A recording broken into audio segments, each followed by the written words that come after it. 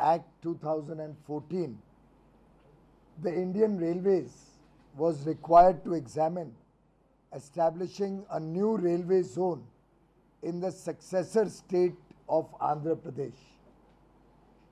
The matter has been examined in detail in consultation with stakeholders, and it has been decided to go ahead with the creation of a new zone with headquarters at Visakhapatnam. The new zone shall be named South Coast Railway, and the short form SCOR. It will comprise of the existing Guntakal, Guntur and Vijayawada divisions. The present Walter division will now be divided into two parts. One part will be incorporated in the new zone SCOR and will be merged with the neighboring Vijayawada division.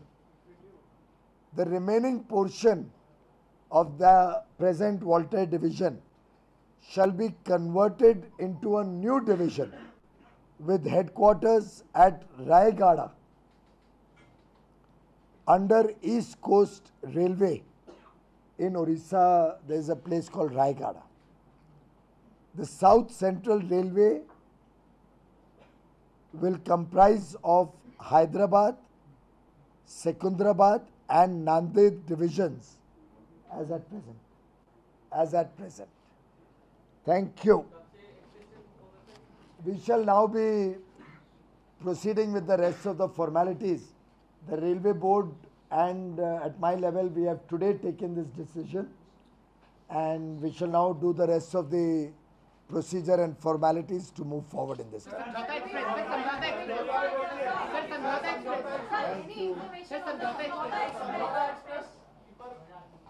We have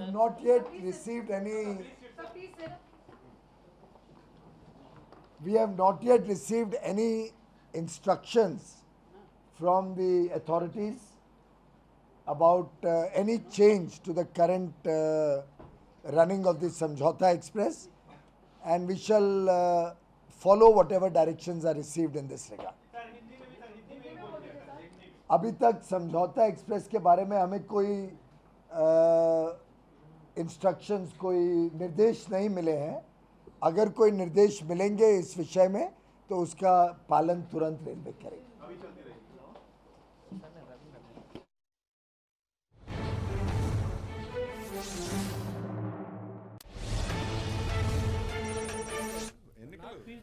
Bharat Pakistan సరిహద్దుల్లో యుద్ధ వాతావరణం, ఉద్రిక్త వాతావరణం కొనసాగుతున్న సమయంలోనే ఆంధ్రప్రదేశ్కు సంబంధించి కొత్త రైల్వే జోన్ను కేంద్ర రైల్వే శాఖ మంత్రి పీయూష్ గోయల్ ప్రకటించారు కొద్దిసేపటి క్రితమే. అయితే వాల్తేర్ డివిజన్ను రెండు డివిజన్లుగా చేస్తున్నామని, ఒకటి ఈస్ట్ కోస్ట్లో ఉంటుంది, రెండుగా కొత్తగా ఏర్పడినటువంటి సౌత్ కోస్ట్ రైల్వే జోన్లో ఉంటుందని, గుంతకల్లు, గుంటూరు, విజయవాడ డివిజన్లను కలిపి సౌత్ కోస్ట్ రైల్వే జోన్ అంటే విశాఖ కేంద్రంగా కొత్త రైల్వే జోన్ను ప్రకటించారు. ఇది చట్టంలో పెట్టినటువంటి హామీ. ఆ హామీ కోసం 4.5 ఏళ్లుగా పోరాటం కొనసాగుతూనే ఉంది. ఆలస్యంగానైనా ప్రకటించారు. కానీ ఇందులో వాల్తేరు డివిజన్ చాలా ప్రధానమైంది. ఈ డివిజన్ నుంచే ప్రతి ఏటా 6 నుంచి 7 వేల కోట్ల రూపాయల ఆదాయం వస్తోంది. దేశంలో ఉన్నటువంటి అనేక రైల్వే జోన్ల కంటే కూడా ఎక్కువ ఆదాయాన్ని ఒక డివిజన్ మాత్రమే సాధిస్తోంది. అందులో వాల్తేరు డివిజన్ చాలా ప్రధానమైంది. ఈ డివిజన్ 2 ముక్కలుగా చేశారు.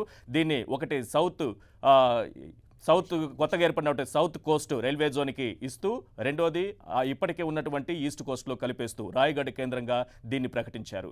విజయవాడ, గుంతకల్, వాల్తేరులోని ఒక భాగం కలిపి రైల్వే జోన్ ఏర్పాటు చేస్తున్నట్టుగా రైల్వే మంత్రి పీయూష్ గోయల్ ప్రకటించారు. మార్చి 1వ తారీఖున విశాఖకు ప్రధాని మోడీ వస్తున్న సమయంలోనే ఈ ప్రకటన వెలువడింది.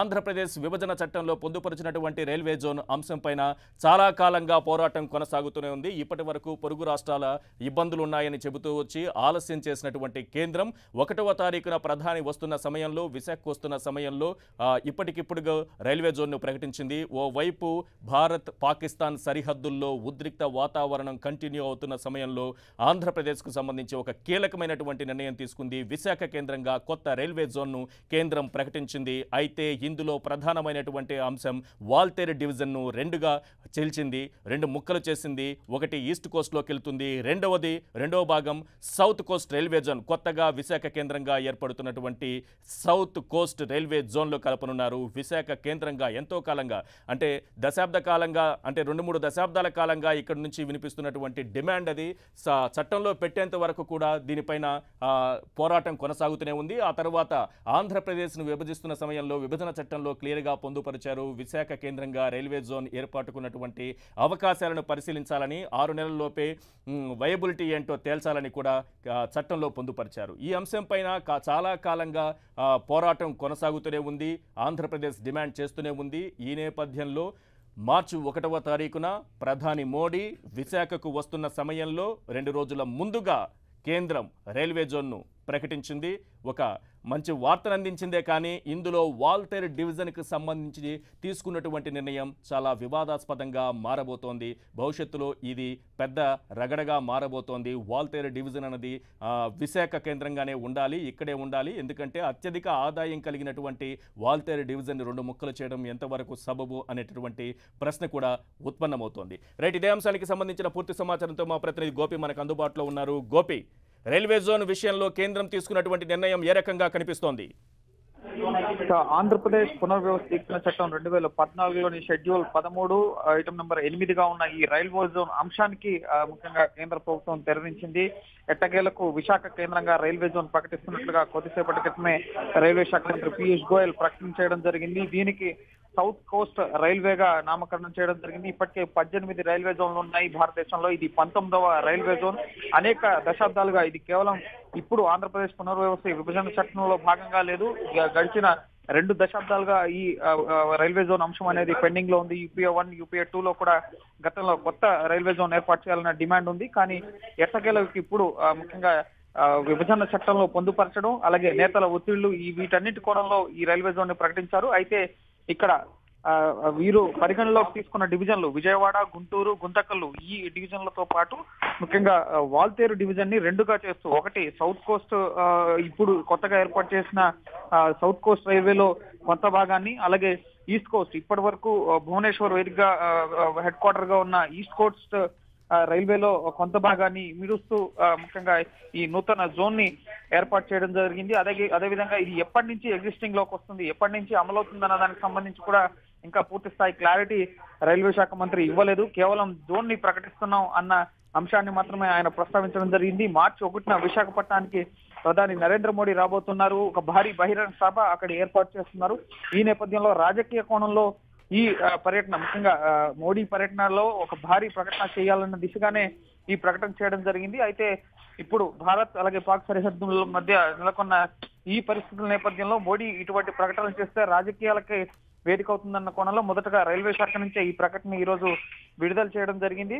అయితే వాల్తేరు డివిజన్ నుంచి సగభాగం తొలగించడం, దాదాపు 7,000 కోట్ల వరకు కూడా ఆదాయం వాల్తేరు డివిజన్ ద్వారా లభిస్తుంది. అయితే దీన్ని రెండుగా విభజించడం వల్ల ముఖ్యంగా విశాఖ కేంద్రంగా ఏర్పడే ఈ సౌత్ కోస్ట్ రైల్వే జోన్ కి ఎంతవరకు ఆదాయం వస్తుంది? చాలా వరకు ఆదాయం ఆంధ్రప్రదేశ్ నుంచి విశాఖ కేంద్రంగా వస్తుందని భావిస్తున్నారు. అలాగే భువనేశ్వర్ నుంచి కూడా చాలా వరకు ఆదాయం నష్టపోతామని చెప్పి కూడా భావిస్తున్నారు. ఈ నేపథ్యంలో ఈ కొత్తగా ఏర్పడే zone south Coast railway zone అనేది ఎంతవరకు లాభం చేకూర్చే విధంగా ఉంటుందనేది మాత్రం ప్రశ్నార్థకంగానే ఉంది. గతంలో టీడీపీ ఎంపీ ముఖ్యంగా జేసీ దివాకర్ రెడ్డి చూసుకుంటే రైల్వే జోన్ వస్తే ఎటువంటి ఉపయోగం ఉండదు, 4 భవనాలు ఉంటాయి, 4 గుమాస్తాలు ఉంటారన్న వివాదాస్పద వ్యాఖ్యలు చేశారు. సో ఖచ్చితంగా ఈ రైల్వే జోన్ వస్తే ముఖ్యంగా అక్కడ యువతకి ఉపాధి లభించే పరిస్థితి ఉంటుందా, లేక ముఖ్యంగా ఆదాయం సమకూరుతుందా అన్న అంశానికి సంబంధించి మాత్రం సందిగ్ధత అనేది ముఖ్యంగా కొనసాగుతుంది. అలాగే రైల్వే మంత్రి కూడా ఇది ఎప్పటి నుంచి అమల్లోకి వస్తుంది, ఈ రైల్వే జోన్ ఎప్పటి నుంచి ముఖ్యంగా అందుబాటులో ఉంటుంది, ఎప్పటి నుంచి ఆదాయాన్ని సమకూర్చే వందగా ఉపయోగపడుతుంది అనే అంశాలకు సంబంధించి మాత్రం ఏమాత్రం క్లారిటీ అనేది ఇవ్వలేదు. ముఖ్యంగా రాయ్గఢ్ హెడ్ క్వార్టర్స్ గా ఈస్ట్ కోస్ట్ రైల్వే అనేది పనిచేస్తుంది అని చెప్పి కూడా ఆయన చెప్పడం జరిగింది. రాయ్గఢ్ కి సంబంధించి ముఖ్యంగా రాయ్గఢ్ లో ఈ భువనేశ్వర్ కి ముఖ్యంగా ఈ ఏదైతే రెండుగా వాల్తేరు డివిజన్ ని విభజించారో, విజయవాడకు ఒక భాగం అలాగే రాయ్గఢ్ కి వాల్తేరు డివిజన్ లో ఒక భాగాన్ని కేటాయించడం జరిగింది. సో ప్రస్తుతం కొత్త రైల్వే జోన్ అయితే ప్రకటించడం జరిగింది. భారతదేశంలో ఇప్పటికే ఉన్న 18 రైల్వే జోన్లతో పాటు ఇప్పుడు ప్రకటించిన రైల్వే జోన్ తో ముఖ్యంగా ఆంధ్రప్రదేశ్ అభివృద్ధి చెందుతుందా లేదా అనేది భవిష్యత్తే తేల్చాలి. ఈశ్వర్. రైట్ గోపి. రైట్, ఇదే అంశంపైన మనతో మాట్లాడడానికి మా ఇన్పుట్ ఎడిటర్ రవి లైవ్లో అందుబాటులో ఉన్నారు. రవి, హడావిడిగా తీసుకున్నటువంటి నిర్ణయం, ఇప్పటికిప్పుడు తీసుకున్నటువంటి నిర్ణయం, చాలా కాలంగా వినిపిస్తున్నటువంటి డిమాండ్ విశాఖ కేంద్రంగా రైల్వే జోన్ ప్రకటించాలనేటటువంటి అంశం. ఇప్పటికిప్పుడు తీసుకున్నటువంటి నిర్ణయంలో అంటే గత కొంతకాలంగా దీనిపైన ఎటు తేల్చినటువంటి కేంద్రం మోడీ మార్చి 1న విశాఖ వస్తున్న సందర్భంలో ప్రకటించింది. రైట్, ఇంతవరకు బాగానే ఉంది. కానీ వాల్తేరు డివిజన్ను 2 ముక్కలు చేయడం అనేది ఎట్లా చూడాలి? ఇదే అంటే ఖచ్చితంగా రాజకీయంగా తీసుకున్న నిర్ణయంగా మనం చెప్పొచ్చు ఈశ్వర్. అంటే కొద్ది రోజుల క్రితం చూసుకుంటే కనుక గుంటూరు పర్యటనకు వచ్చినప్పుడు మోడీ ఎలాంటి ప్రకటన చేయకుండా కేవలం విమర్శలుగా పరిమితమయ్యారు. దీంతో పెద్ద ఎత్తున రాజకీయంగా దుమారం చెలరేగింది. అంటే గతంలో విభజన టైంలో ప్రధాని అంటే ఎన్నికకు ముందు ఆయన తిరుపతిలో కానీ గత సభల్లో కానీ ప్రకటించిన విధంగా కానీ లేకపోతే విభజన సంబంధించిన హామీలు కానీ ప్రత్యేక హోదా, రైల్వే జోన్కి వీటికి సంబంధించి ప్రధానమైన 2 కీలకమైన అంశాలు. వీటికి సంబంధించి ఇంతవరకు గత 5 ఏళ్లుగా ఎలాంటి ప్రకటన చేయలేదు. ఇటీవల గుంటూరు వచ్చినప్పుడు కూడా మోడీ దీనికి సంబంధించి ఎలాంటి ప్రకటన చేయకుండా కేవలం రాజకీయ విమర్శలుగా పరిమితం అవడం కూడా పెద్ద ఎత్తున దుమారం రేపింది. ఈ నేపథ్యంలోనే 1వ తారీఖున దాదాపు అంటే 2 రోజుల తర్వాత వైజాగ్ వస్తున్నారు. అక్కడ గతంలో రాజకీయంగా కూడా అంటే విశాఖ ఎంపీ స్థానాన్ని బీజేపీ కైవసం చేసుకోవడం కూడా ప్రధానంగా రైల్వే జోన్కి సంబంధించిన సెంటిమెంట్ ఆధారంగానే మనం తీసుకోవచ్చు ఆ గెలుపు కూడా. ఈ నేపథ్యంలోనే అంటే పూర్తిగా బీజేపీ అనేది రాష్ట్రంలో అంటే ముఖం చూపించాలని పరిస్థితి వచ్చింది నేతలకి. అంటే ప్రత్యేక హోదా ఎలాగూ లేదని చెప్తున్నారు, కనీసం రైల్వే జోన్కి సంబంధించి అయినా సరే దీని మీద ఒక నిర్ణయం తీసుకోవాలని చెప్పేసి ప్రజల నుంచి పెద్ద ఎత్తున అంటే దశాబ్దాలుగా ఈ డిమాండ్ అయితే ఉంది. ఈ విభజన తర్వాత చూసుకుంటే ఇది ప్రధానంగా తెరపైకి వచ్చింది. ఉత్తరాంధ్రకు సంబంధించి చూసుకుంటే రైల్వే జోన్ సెంటిమెంట్ అనేది బాగా ఉంది. అంటే కొంతమంది నేతలు దీనికి సంబంధించి రకరకాల భిన్నాభిప్రాయాలు ఉన్నప్పటికీ కూడా దాదాపు 1000 కిలోమీటర్లు దాటి ఒక పరిధి ఉన్నప్పటికీ కూడా జోన్ ఇవ్వకుండా తాత్సారం చేశారు. దీన్ని కూడా పక్కన పెట్టేశారనేది బీజేపీ చాలా విమర్శలు ఎదుర్కొన్న నేపథ్యంలో రాష్ట్రంలో తిరగలేని పరిస్థితి నెలకొంది. దీనికి సంబంధించి గత వారం రోజులుగా మనం చూస్తున్నాం ఈశ్వర్. అంటే బీజేపీ నేతలు హడావిడి సడన్గా ప్రారంభించారు. అంటే ఇక్కడ స్థానికంగా వచ్చిన అంటే కేంద్ర మంత్రులు ఇక్కడికి వచ్చినప్పుడు కలవడం కానీ ఇటీవల ఢిల్లీ వెళ్ళి కలవడం కానీ ఇవన్నీ కూడా చూసుకుంటే కనుక అంటే ప్రధానంగా మనం చూసుకుంటే వారం రోజుల క్రితం అక్కడ ఎంపీ హరిబాబు కూడా ఒక ప్రకటన చేశారు. చిన్న కార్యక్రమాల్లో పాల్గొన్న సందర్భంగా ఖచ్చితంగా అంటే నేను ఎంపీగా ఉన్నప్పుడే రైల్వే జోన్ వస్తుందని చెప్పడం కూడా మనం అంటే ఈ ప్రకటన నేపథ్యంలో జరిగిన పరిణామంగా చెప్పొచ్చు. మొత్తానికైతే ఏదేమైనప్పటికీ కూడా 2 రోజుల్లో మోడీ విశాఖ వస్తున్న నేపథ్యంలో ఈ రైల్వే జోన్ ప్రకటన అనేది చాలా కీలకమైన పరిణామం. వాల్తేరు డివిజన్ ఎక్కువ ఆదాయాన్ని గడిస్తున్నటువంటి డివిజన్ చాలా వరకు ఇప్పటికే ఉన్నటువంటి 17 జోన్లలో చాలా జోన్లకు లేనటువంటి ఆదాయం ఒక డివిజనే సాధిస్తూ ఉంది. అందులో ప్రధానమైనది వాల్తేరు డివిజన్.